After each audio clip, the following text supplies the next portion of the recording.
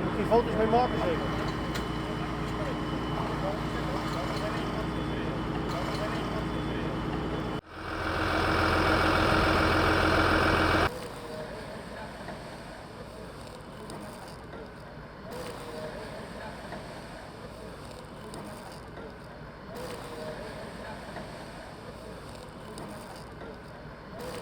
Kan je iets vertellen over de bijzonderheid van deze inzet? De bijzonderheid van de inzet. Inzet heeft vooral te maken de complexiteit vanwege het rieten dak, waardoor we heel slecht bij de brandhaard konden. En dat is redelijk complex geweest in dit incident.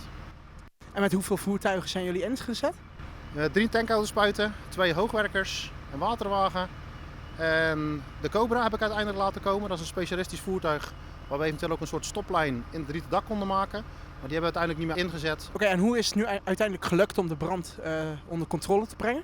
Ja, we hebben daarvoor ook contact gezocht met specialisten in het land die veel meer verstand hebben van dit soort incidenten. Dus hebben we in Gelderland een collega gevonden die ons geadviseerd heeft. En uiteindelijk is het beste geweest om met de kraan, met een knijper, het riet van het dak af te halen. Daardoor konden we bij de brandhaard die achter het riet zat en daar uiteindelijk de boel wel kunnen blussen. Heel veel